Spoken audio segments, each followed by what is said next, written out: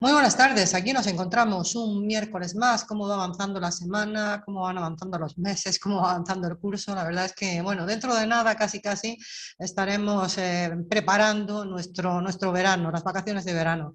Pero eso, aquí, entre tanto, hay todavía muchos libros que comentar, hay muchos libros, sobre todo, que conocer, porque algunos de ellos, para mí, desde luego, muchos de ellos son totalmente inéditos. Así que dispuestos a aprender, como cada miércoles, nos encontramos ya aquí en la radio, de la mano de nuestro compañero Alberto Sansegundo, que es el productor, el realizador, el director, el locutor, el presentador, todo del programa Todos los libros, un libro, cada miércoles a las 7 de la tarde. Buenas tardes, Alberto. ¿Qué tal? Buenas tardes. Sí, sí, todas esas cosas hago. Sí. Bueno, Bueno, y además que yo creo que vienes dispuesto hoy todavía a sorprendernos porque vuelves a irte, no sé si en este caso hacia Oriente, seguramente sí, porque hablabas de exotismo también en esta novela que nos presentas esta tarde. sí, bueno, sigo la serie, la miniserie, que desde hace unas semanas, 15 días exactamente, nos ocupa, con un doble frente, un doble núcleo. Por un lado, novela policíaca, por otro lado, ese exotismo al que aludes, cierto exotismo al que aludes, ¿no? Y la verdad es que, bueno, parece que me voy acercando cada vez más a Salamanca, diríamos, a nuestro occidente, ¿no? Porque empezamos relativamente lejos, en la India, si recuerdas, El hombre de Calcuta, del anglo-indio Abir Mukherjee. Luego nos fuimos un poquito más lejos, Degel, el protagonista de las novelas de la trilogía de Jan Manuk. Y hoy nos acercamos un poco, como digo, más todavía en este ámbito asiático, oriental, del Oriente Medio, porque nos vamos a Israel, en el caso de hoy. Claro, eso Hoy está traigo un cerquita. par de novelas. Sí, perdona. Que eso está cerquita. Sí, está ya más cerca, ¿no? Sí, sí, incluso de un muy relativo ya exotismo, ¿no? Pero bueno, en cualquier caso es un ámbito diferente al convencional, tampoco demasiado transitado. Por lo menos yo creo que aquí en, en, en todos los libros, un libro, creo recordar que solamente en estos ya casi 14 años de existencia del programa han aparecido dos referencias a autores de Israel, que yo creo que fue Amos Oz y David Grossman, ya hace muchos años. Son dos novelas las de hoy, por lo tanto, como ves, yo no soy capaz de circunscribirme, cada vez me cuesta más.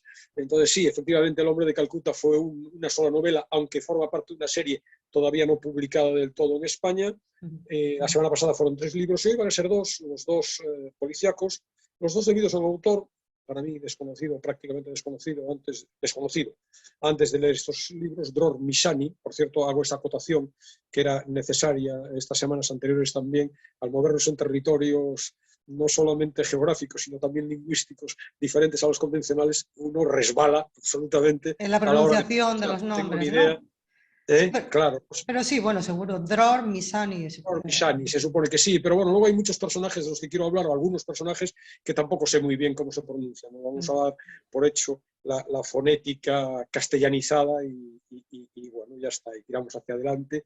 Y si alguien desde Israel nos escucha, pues que nos ponga todos los peros habidos y por haber, y yo, pues muy humildemente aceptaré los errores, ¿no? Bueno, potencialmente también llegamos a Israel, potencialmente podría ser, así que bueno, que nos disculpen si hay esa mala pronunciación de Claro, alguno de los nombres. claro.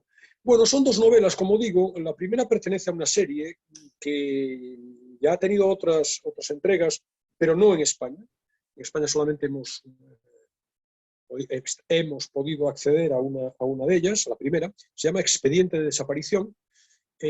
Hay, que yo sepa, por lo menos traducidos al inglés, 2 libros más de la misma serie con el mismo comisario, como ahora contaré. Y luego el segundo libro, también del mismo autor y también de ese género negro, aunque en este caso muy difuso, sería más bien un thriller psicológico, está 3, una novela magnífica, mucho más interesante que la primera, que la de la serie. La primera, como digo, Expediente de Desaparición, se escribió originariamente en el año 2011 y luego en España lo presentó la editorial Destino, en traducción del hebreo de Marta Lapides. Como digo, es la primera novela de una serie varias que espero que puedan llegar a publicarse en España también. Al parecer, hay una película francesa dirigida en 2018 por Eric Sonka, con Vincent Cassel, conocido actor francés, en el papel protagonista, basada, como digo, en la primera película, en la primera novela, perdón. Yo, insisto, la desconozco. La segunda novela, 3, es más reciente, apareció en 2020 en la editorial Anagrama, traducida por Sonia de Pedro, y también parece, tú que te desenvuelves con soltura en ese mundo de las series, parece que hay no sé, un intento, un esbozo. Eso te iba a comentar, Alberto, que sí que en Netflix, aquí decimos Sí. el nombre, no, no nos cortamos, en Netflix sí que he visto yo más de una serie policíaca precisamente de Israel, que también a mí me Pues parecía estas muy tres, exótico, pero sí que hay bastantes series y además casi todas ellas de carácter policíaco. la basada en esta novela, parece que la van a llevar, no sé si los productores de Homeland, la serie esta supuestamente conocida, yo Sí, no sí, he sí. oído de ella, pero yo no la he visto. Yo también he visto Bueno, esa serie. dos novelas interesantes de planteamientos diferentes, con elementos en común, como es natural, siendo el escritor, el autor el mismo, pero con, como digo, también matices y enfoques y planteamientos un poco diferentes, que si te parece paso a comentar, empezando por el mismo orden en el que yo las he leído, que es el orden en el que cronológicamente se presentaron en España, ¿no? Primero Expediente de desaparición sería la primera, 3, la segunda publicada. Pero yo no sé si antes nos quieres comentar un poco en torno a Dror Misani, no sé si Yo tienes no alguna conozco nada referencia del escritor. no, parece que es profesor precisamente en la universidad, precisamente de literatura de este género, literatura negra, policial, pero yo sé poco más, ¿no? Es un escritor relativamente joven y sinceramente no conozco nada de su biografía. Bueno, parece que tiene un cierto éxito, una cierta repercusión con este personaje en concreto, Abraham, es el inspector que protagoniza la primera de las novelas y la serie entera. La serie, bueno, parece que hay, como digo, en Inglaterra, estoy intentando localizar en mis notas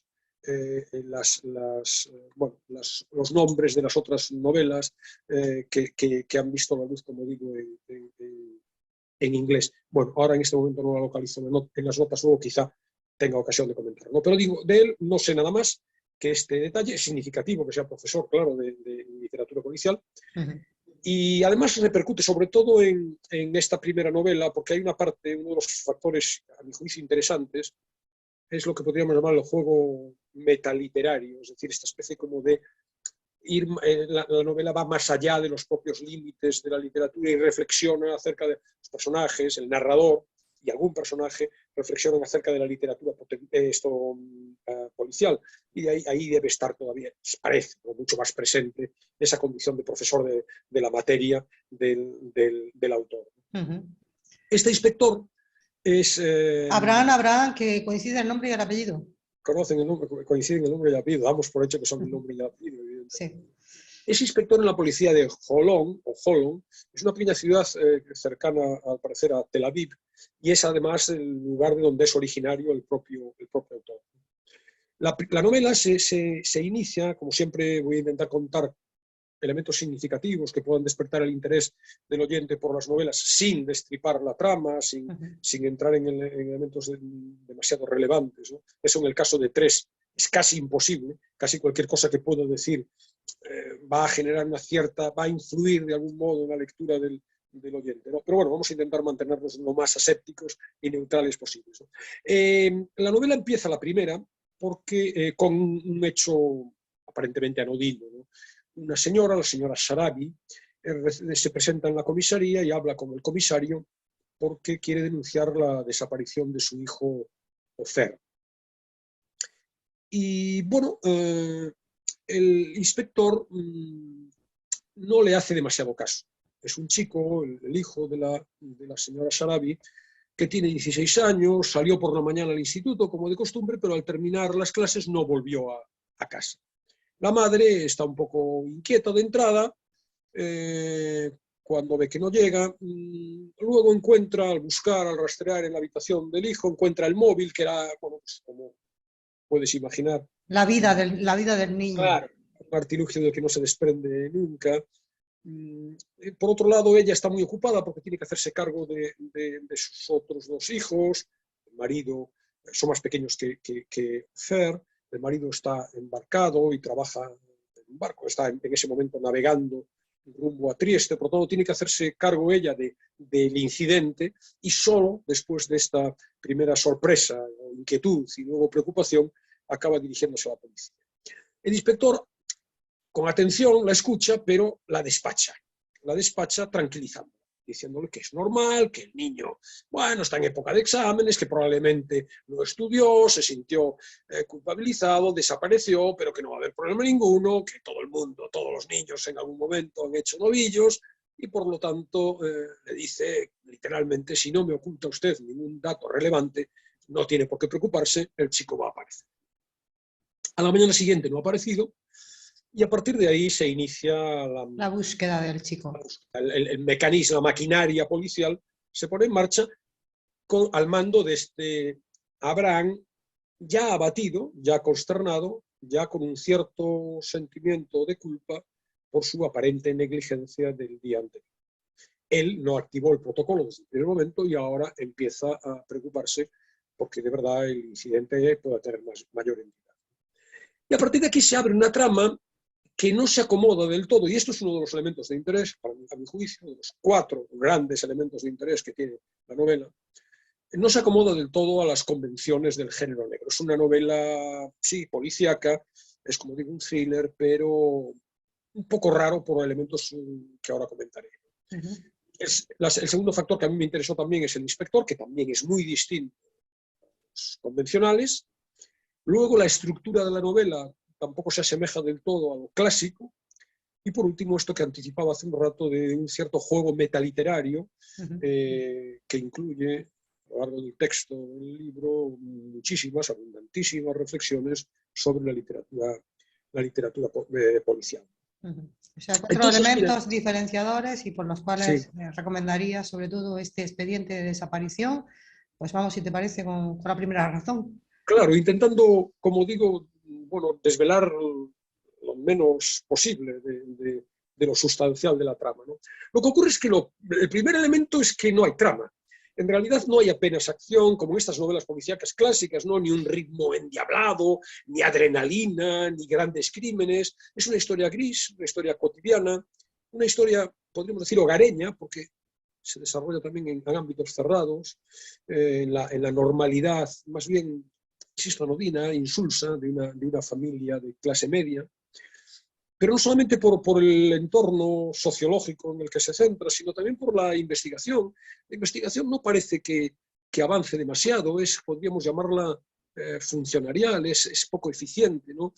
Te das cuenta que habitualmente estamos acostumbrados a esos inspectores inteligentes, ¿no? Deslumbrantes, con intervenciones atrevidas y muy eficientes y muy resolutivas, ¿no? Aquí no, el inspector duda, no sabe a qué atenerse, apenas hay pistas, cuando surgen aportan datos que son insustanciales, las hipótesis explicativas que se van sucediendo a lo largo de la investigación no funcionan, y sin querer desvelar nada, incluso el desenlace también participa de esta idea de una cierta ambigüedad, el esclarecimiento de los hechos tampoco queda demasiado claro realmente, ¿no? El cuerpo policial entero, no solamente el inspector, ¿no? se ve acometido por una incertidumbre, por una perplejidad. Hay, por cierto, una inspectora, la inspectora Ilana, que va a volver a reaparecer, aunque las dos novelas no tienen nada que ver, ni están protagonizadas por el mismo detective, va a volver a reaparecer en 3, y me imagino que probablemente también en los otros títulos de la serie, ¿no? Hay, claro, bueno, pues burocracia dentro de la comisaría, disputas, las habituales y rencillas, dentro de las pequeñas luchas de poder, dentro de los inspectores, pero todo muy burocrático, muy convencional, muy aburrido, ¿no? Claro, ante esto el oyente está escapando ya, diciendo, vale, ¿y esto qué? ¿Por qué la recomiendas, no? Para que me aburra un rato. Claro, si nos van a contar los trámites burocráticos de gestión de un incidente policial, no, pero sin embargo la historia se sostiene, se lee con mucho interés, a pesar de que la base resulte tan banal, tan incluso vulgar, podríamos decir, ¿no? No es una novela plana, no es una novela simplista, pero bueno, esto es destacado, este marco de referencia no es el típico de las novelas policíacas, ¿no? Que seguramente es más realista, ¿no? Este marco que nos muestra seguramente es mucho más realista, ¿no? Con lo que pueda ocurrir en la vida real. Claro, lo que no sé yo es si de verdad forma parte de un rasgo de carácter del personaje de la serie entera, porque claro, aunque, fíjate que esto es curioso, porque la novela termina con un continuará. Y efectivamente ahora sí que localizo en mis notas las dos novelas. Ha continuado, están traducidas a Inglaterra, o al inglés, perdón, no sé si en Inglaterra o en Estados Unidos, Una posibilidad de violencia, que se tradujo en 2013, y El hombre que quería saber, de 2015, protagonizadas por el mismo inspector, y que no sé si participan, probablemente sí, de ese mismo tono opaco, aburrido, normal, de esta primera novela, que insisto, pese a todo, es muy interesante. El segundo factor llamativo es el inspector. El inspector no es, de nuevo, un hombre de acción, alguien que resuelve, alguien, bueno, un héroe. O si lo es un héroe corriente, digamos. Es un hombre, tiene 38 años, pero se nos presenta como alguien avejentado. Si no se nos menciona su edad, pensamos en él en alguien en el declive de su vida. Un individuo desesperadamente aburrido, hay infinidad de referencias en la novela, encendió las luces del apartamento, observó el televisor apagado y acto seguido se fue a la cocina y se sirvió un vaso de agua. Esa era su manera de celebrar su cumpleaños. Se nos dibuja un personaje soso, muy triste, melancólico, tranquilo, muy solitario. De vez en cuando sale de esa soledad para visitar a sus padres, que son un abogado y una profesora de literatura que ya están jubilados, ausente del mundo, al margen de la vida convencional, recluido en su apartamento de soltero, anclado a sus rutinas, rumiando su soledad. Pero sin embargo, pese a que el tono es de grisura general, no se nos presenta, al menos expresamente, como un, vamos a llamarlo así, con esta jerga tan norteamericana, no se nos presenta como un perdedor. Lo sé. Simplemente alguien de vida aburrida, solitaria, y profesionalmente pues no es dinámico, no es resolutivo, es alguien que además, tanto en la vida personal, pero sobre todo, y esto es más grave, en la profesional, tiende a esto que hoy se llama procrastinar. Es decir, no solamente no resuelve, sino que deja para otra ocasión, lo va dejando todo, ¿no? Es alguien indeciso, lleno de dudas, sumido, como digo, en la desazón, incluso en la culpa, a partir de ese acto inicial, de descuido, de negligencia.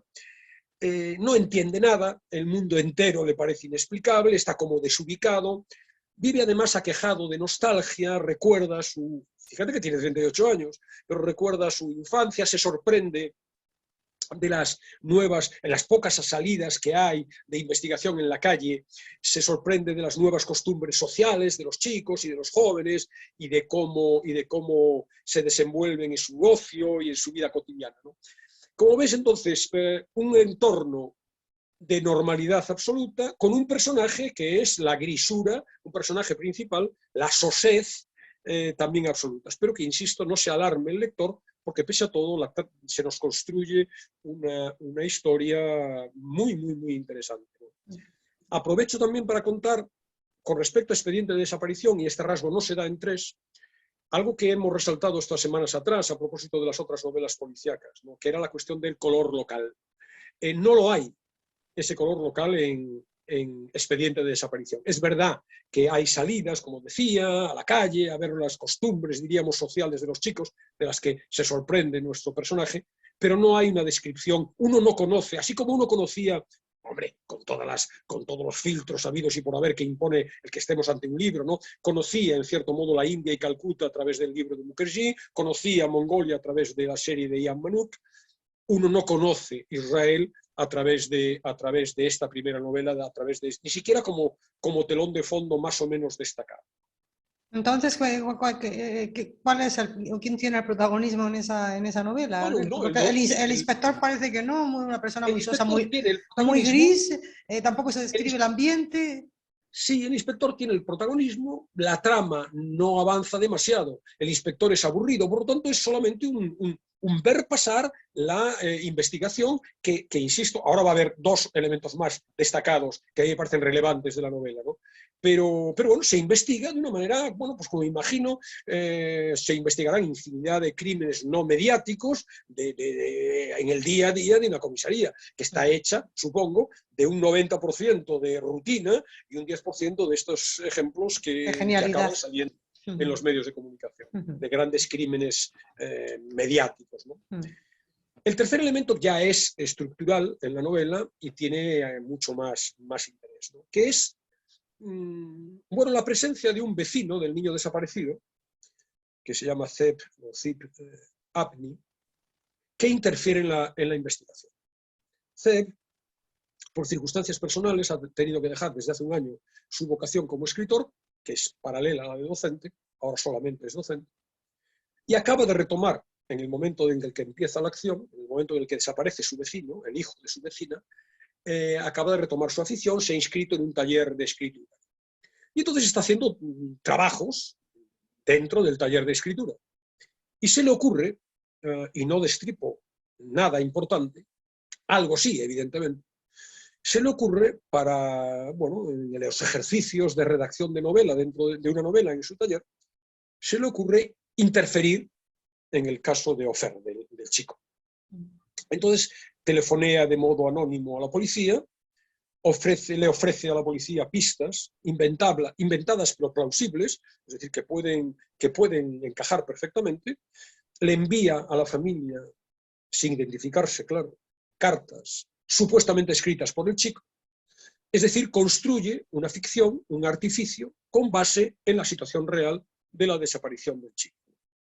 De tal manera que claro, todo esto lo estamos viendo mientras, en paralelo a la investigación, avanza la investigación, pero esa investigación confluye con esta vertiente del vecino, porque claro, los investigadores se desvían hacia algunas de las pistas falsas, hacia las cartas falsas, supuestamente escritas por el chico, pero que sabemos, el lector sabe, en todo momento, que está escribiendo el vecino. Entonces, claro, esto es una digamos, estrategia de la estructura de la novela que la enriquece, la hace original, la hace también a la vez más compleja y por tanto le plantea interrogantes al lector, no solamente interrogantes con respecto a qué es lo que está ocurriendo en el asunto, si tiene de verdad o no tiene de verdad que ver el vecino con la desaparición del chico, sino también te hace reflexionar acerca de los límites de la novela, el juego entre ficción y realidad, y se abre, por lo tanto, al cuarto gran elemento, a mi parecer, interesante del libro, que es esta idea de lo metaliterario, ¿no? Hay no solamente esta vinculación de la ficción que escribe el vecino novelista con la trama, sino que también el propio texto incorpora muchas especulaciones sobre los métodos y la práctica de la escritura y en particular sobre los métodos y la práctica de la escritura policial. De manera que, claro, ahí es donde, como decía hace un rato, yo creo que se nota más que la profesión de Traversani.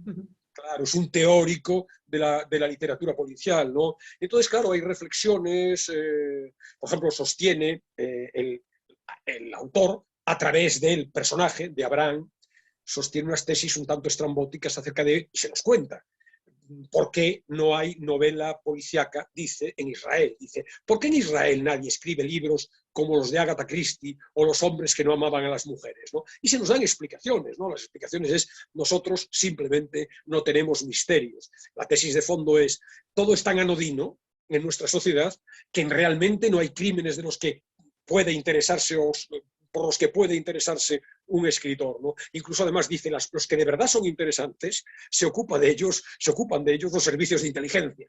Y por lo tanto, ahí no podemos entrar. Claro. Pero insisto, más allá de que la tesis sea una u otra, lo novedoso es que haya una permanente reflexión en el texto acerca de qué estoy escribiendo, para qué sirve esto, por qué no hay literatura policial.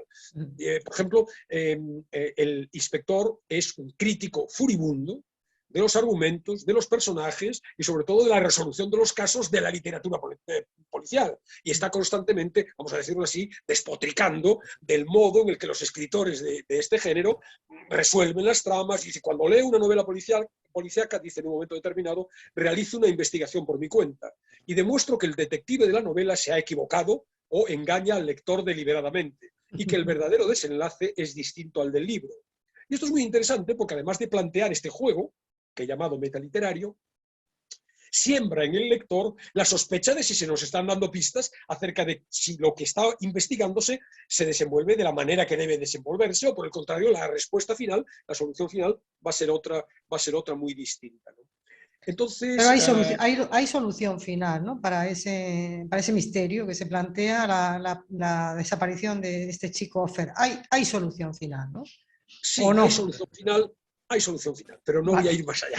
No voy ni siquiera a matizar cómo es esa solución. Sí que hay solución final. Ahora, si puedo avanzar un poco más, ¿deja tranquilo intelectualmente al lector esa solución final? Pues la respuesta es que no. Es que no. Pero bueno, yo no voy a destripar nada más. Por tanto, como ves, son 4 factores sustanciales, más allá de, es decir, incluso lo que aparentemente es negativo, es decir, esta grisura de una trama que parece que no avanza, un personaje más bien sosote, que es el que encabeza la investigación, pero luego todo este enrevesamiento de la trama a partir de la presencia del vecino, y luego las constantes reflexiones acerca de que inducen al lector a pensar y a darle vueltas al asunto de cómo se investiga, para qué sirve esto, por qué no hay literatura policial en Israel, etcétera, son elementos más que suficientes para leer con interés y con agrado, más allá de que, bueno, la curiosidad es un thriller. Ahí está la idea del suspense y de ver qué está pasando qué ha pasado con este pobre chico, con su familia, con sus padres,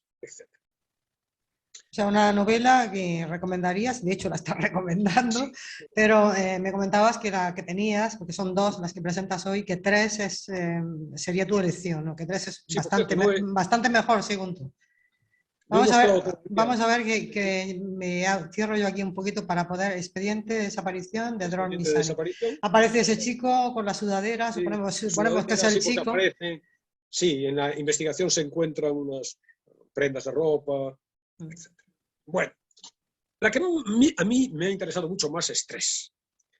No sé si aquí podemos... Sí, se ve, y lo que se ve es una chica de espaldas, ¿no? Sí, eso es. Está protagonizada por 3 mujeres. 3 tiene mucha más enjundia como novela, no solo ya como literatura policial, sino que se abre a otras dimensiones, más interesantes a mi juicio. Pero sigue siendo novela policíaca. Sí. Aunque, diríamos, escondida porque durante gran parte de su desarrollo, claro, si uno ha leído previamente, ha comprado el libro, por lo que ha leído, reseñas, etcétera, sabe que pertenece al género, pero uno durante gran parte de su lectura no acaba de encontrar el porqué de la adscripción a este género novelesco, ¿no? Pero como digo, tiene más enjundia no solamente porque pertenece al género, como ahora comentaremos, sino también porque tiene más entidad como novela, a mi parecer. Coincide con Expediente de Desaparición en la aparente banalidad de los acontecimientos, por lo menos, como digo, la primera mitad del libro. Eso sí, a partir de esa primera mitad, yo diría casi los 2 primeros tercios del libro, ahí sí que ya cuando se desencadena la acción, el ritmo narrativo, que inicialmente es muy lento, se empieza a acelerar de manera progresiva, con talento por parte del escritor para conseguirlo, hacia un final ya frenético, y por tanto yo creo que esto sí que es uno de los talentos del escritor, que es a mi juicio casi magistral gradación de la intensidad, del ritmo y la intensidad. En el relato de los hechos. Es un thriller, como digo, psicológico, parece, no quiero tampoco desvelar gran cosa, que haya siquiera crímenes, muy original, y que excede los límites de la novela de género. Fíjate que tiene el libro 260 y tantas páginas, 264 páginas, y hasta la página 60 el lector no sospecha siquiera que haya algo extraño. Y su sospecha coincide con la de una de las 3 protagonistas, Orna, que en ese momento, en torno a la página 60 y tantos, tiene una vaga intuición de que algo en la historia que está viviendo no encaja. De repente se empieza a sentir amenazada, ahí tienes lo de thriller psicológico, dice literalmente por un miedo cada vez mayor. Pero ni ella misma, ni mucho menos el lector, puede ni siquiera explicar del todo las razones de esa desazón. Y esto es interesante también porque es talento del escritor, él sin contarnos de verdad explícitamente nada, es verdad que apunta ciertas pistas, es capaz de sembrar en el lector esta idea de terror psicológico, ¿no? Quizá a lo mejor terror a esas alturas es poco, es mucha palabra, pero por lo menos de inquietud, de zozobra, de una cierta desazón psicológica. Fíjate además, con respecto a si pertenece o no pertenece al género, hemos hablado de 264 páginas. Hasta la 188, bien avanzado el libro, no hay nada que se parezca a algo semejante a una investigación policial.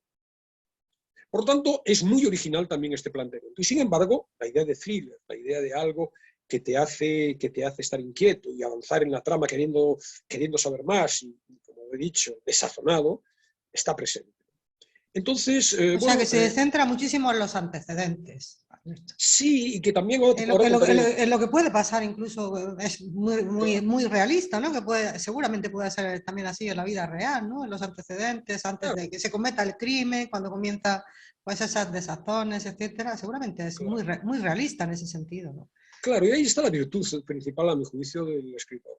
Porque de manera indirecta, fragmentaria, con meros apuntes, esbozos, sugerencias, atisbos parciales de algo que puede ser extraño, de un modo paulatino, oblicuo, ¿no? De una manera colateral, diríamos, al relato, empieza a sembrar la intranquilidad, la inquietud, la congoja, la aprensión y en un momento determinado, sí, el miedo en el lector. Tres mujeres protagonistas, no aparecen hombres tres grandes protagonistas. Capítulos en el libro, protagonizados cada uno de ellos por tres mujeres, por una mujer cada uno de ellos. Es complicadísimo contar algo de las tres mujeres y de los tres capítulos sin destripar o avanzar algo de estos. La trama no la voy a destripar, pero sí avanzar algo que, si le añadimos lo que acabo de contar, de la inquietud, de las pistas, etc., nos permite quizá esbozar la idea de por dónde va a desarrollarse esto. Son tres grandes capítulos, como digo. El libro, pues eso, son cerca de 270 páginas, unas 90 páginas, 100 páginas cada una de las secciones, más o menos. En cada uno de los capítulos hay una mujer diferente. ¿Están vinculadas? ¿De alguna manera están vinculadas? No. En apariencia no. En apariencia no. Pero claro, debo decir, y eso ya es desvelar, que va a haber un elemento en común. Va a haber elementos en común entre las tres a medida que la acción se va conectando. Precisamente porque hablamos de esbozos, de sugerencias, de apuntes, el lector, a poco inquieto intelectualmente que sea, empieza a darse cuenta, cuando empieza la segunda historia, bueno, pues que es una historia radicalmente distinta, pero a poco que avanza, se da cuenta que puede haber un elemento en común, ¿no? Y evidentemente, cuando ya nos movemos en el último tercio del libro, la conexión es muy clara, solo que ahí el ritmo ya se acelera y el lector va llevado de la mano por ese frenesí de la investigación. La primera es una profesora de instituto, esta Orna, a la que antes me refería, está separada de su marido, con una vida también solitaria, triste, gris.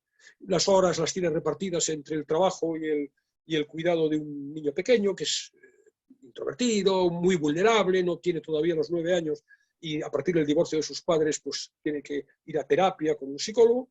Y Orna, en una página de citas, conoce a un hombre divorciado que también tiene dos niñas y comienza una relación con él, una relación esporádica, no demasiado convencional. Y como no es muy convencional, ella oculta esa relación a sus allegados, a sus amigos, a las personas de su familia más cercanas. Esa es una primera mujer, ¿no? El segundo capítulo lo protagoniza Emilia, que es una mujer letona de 46 años. Había dejado Riga sin dejar atrás ningún familiar, ni siquiera amigos ni conocidos, rompió con su mundo y se instaló en Tel Aviv. Lleva 2 años cuidando a un anciano y, bueno, este anciano con el que se sentía muy unida, fallece, entonces busca trabajo en una residencia, también como asistente de otra mujer mayor. Ese cambio le obliga a replantearse su vida en Israel y a considerar seriamente su vuelta a Letonia. Entonces empieza a hacer gestiones para tramitar los papeles, los trámites burocráticos, y entra en contacto con un abogado que la contrata para trabajar como limpiadora, y bueno, también tiene con él algunos escarceos sexuales, ocasionales, discretos. Y por último tenemos a Ela, o ella, con 38 años, felizmente casada, con 3 hijos, 6, 4 y apenas 1 año. Como está todo el día cuidando a sus pequeñas sin ayuda del marido, porque el marido es oficial de un departamento de investigaciones del ejército que llega a casa a las 9 de la noche, entonces quiere desconectar de sus rutinas, se matricula en un máster en la universidad, contrata a una babysitter para que cuide de los niños, y entonces se pone a redactar, se entrega realmente a la redacción de una tesis doctoral sobre el gueto de Lodz entre los años 41 y 44, y se enfrasca a diario en esa tarea, y para desconectar todavía más de su vida cotidiana se va con un ordenador portátil a una mesa de un café, en donde va regularmente a esa mesa, a ese café, en un pueblo, una ciudad cercana también a Tel Aviv, y allí, sentada habitualmente delante del ordenador, conoce también a un hombre, también casado, con el que parece que surge una atracción mutua, ¿no? Aparentemente tenue en su inicio, ¿no? Bueno, pues esas son las 3 historias. Y las 3 historias, al final, insisto que pronto, no en la primera. Convergen al final, ¿no? Claro, van a confluir, también puedo decir que va a haber algún crimen, y puedo decir también que va a entrar en acción la policía, los inspectores de policía. Y aquí es donde aparecerá de nuevo esta Ilana, que era la jefa de Abraham en Expediente de Desaparición. No sé si hay alguna otra confluencia de otros personajes que puedan haber aparecido en la segunda, en la tercera, en otros libros de la serie. Probablemente sí, ¿no? Pero aquí está Ilana, ya ha ascendido, ya es la directora del Departamento de Investigación e Inteligencia del distrito de Tel Aviv, ya tiene un papel, una función de más relevancia, ¿no? Y como digo, todo esto, la confluencia de las 3 historias, la existencia del crimen y las investigaciones policiales, convierten las 80 últimas páginas de la novela en un frenesí vertiginoso, con giros inesperados, algunos realmente de una brillantez sorprendente, pero que no se puede contar, obviamente. Y bueno, por fin, al término del libro, el lector respira aliviado por la tensión, no solo intelectual, yo diría que una tensión física, se lee con el estómago contraído, porque realmente es un artefacto, a mi juicio portentoso, lo que construye Mizani a partir de las 3 historias desperdigadas y sobre todo a partir de su confluencia final. ¿Y se conoce Tel Aviv o no se conoce tampoco Tel Aviv con este libro? Claro, aquí hay algún elemento distintivo de interés, aparte de este juego de la trama, ¿no? Por un lado, que sí hay una cierta presencia, es verdad que indirecta, mayor de la, diríamos, realidad sociológica israelí. Vemos las playas, conocemos la vida urbana de la capital, el ocio nocturno, la inmigración a partir de este personaje, esta letona, las festividades religiosas, la sombra todavía presente del Holocausto, a partir también de la tesis doctoral. Claro, de la tesis doctoral, lo que lleva consigo. De manera que hay un pozo realista un poco mayor, y por tanto también, bueno, pues uno muy tenuemente se pasea por las calles de la ciudad, ¿no? Luego hay algún detalle también técnico, de técnica literaria, yo diría interesante. Por ejemplo, en la tercera parte del libro, la tercera historia, el narrador mantiene una interlocución con el lector. De tal manera que el narrador del libro habla con un lector del que ya sabe que sabe lo que ha pasado antes. Es decir, el lector a la altura del tercer capítulo ya conoce el primero y el segundo, y el narrador lo sabe. Y entonces hay un juego de interlocución con el narrador que es muy interesante, en donde se alude a, oye, lector, que tú ya sabes que a la primera señora le pasó esta cosa y a la segunda señora le pasó esta otra. Ese juego, de nuevo, metaliterario, es atractivo, es diferente, y por lo tanto, bueno, a mi juicio interesante, de nuevo la mano del experto en literatura policial, y que ha reflexionado acerca de los juegos técnicos, etc. De tal manera que, de nuevo, una trama muy atractiva, 3 historias en sí mismas más que curiosas, el ambiente de Tel Aviv, los juegos metaliterarios y luego esa acción novelesca, diríamos, muy vertiginosa de las últimas páginas. Razones todas también para leer, acercarse con interés, con curiosidad a esto. A tres. Bueno, y además, si alguien además piensa dedicarse a esto de la novela policíaca, pues yo creo que también algún dato, ¿no? También puede tener con ese juego metaliterario que propone el autor, tanto en un libro como en el otro. También sería interesante por eso. Así es. Así es. Bueno, ¿y la canción está relacionada con Tel Aviv, con lo hebreo, con lo judaico o no? ¿Qué canción nos traes? Algo de música de Israel, ¿no? Pero bueno, como hay una mención, hay un par de menciones, ¿no? En el caso de las novelas, de la novela de Abraham, hay contacto con, bueno, la música, pero en un momento determinado, una escena que podríamos llamar romántica de la primera novela, casi al final, suena una canción de David Bowie, Absolute Beginners, es un clásico de Bowie, ¿no? Y entonces, bueno, pues nada, lo he elegido como, la canción ha elegido como muestra, como complemento musical a mis comentarios a Dror Misani, ¿no? Muy bien, pues con eso terminaremos, pero el fragmento, bueno, a ver si adivino, lo has cogido de 3. Sí, lo he cogido de 3, es un fragmento ya, yo creo que se atisba, aunque sea muy reducido, muy fragmentario, evidentemente, se puede percibir este tono inquietante al que me he referido en mi comentario. Bueno, pues cuando tú quieras. Bueno, pues con él nos despedimos hasta la semana que viene, entonces. Cuando entraba, no obstante, en el sitio web de contactos y miraba el perfil de Gil, casi lo hacía por pura curiosidad para ver si había algún cambio. En una ocasión, pensó incluso en abrirse una nueva cuenta con un nombre y una fotografía falsas, con el fin de ponerse en contacto con él y ver cómo reaccionaba, si intentaba entablar conversación de la misma manera y si le contaba las mismas historias que le había contado casi medio año antes. Pero supuso que él la reconocería por su forma de hablar en el chat, y además era algo que carecía de sentido. Al igual que ir a su casa, se creía capaz de encontrarla pese a que no recordaba su dirección, y ponerse a hacer guardia y observar, idea que también se le ocurrió en una ocasión. Recordaba que la única vez que estuvo en casa de él, percibió que algo no encajaba, si bien no sabría decir qué exactamente. ¿De qué se trataba en realidad? ¿Que no era su casa? Quizá que nadie vivía en ella. En la puerta de su casa no se indicaba su nombre, sino solo el número de la vivienda, y en el frigorífico no había nada de comida. Gil se disculpó diciendo que casi siempre comía fuera, aunque antes le había contado que sus hijas iban a veces a cenar a su casa. La pastilla de jabón en el lavabo del cuarto de baño estaba ennegrecida y seca, como si no se hubiese usado desde hacía semanas, y en cambio Gil se lavaba muy a menudo las manos. Y había otras cosas que ya observó entonces, como el hecho de que no hubiera rastro de la bicicleta de la que le había hablado, ni en la casa ni en el portal de la vivienda.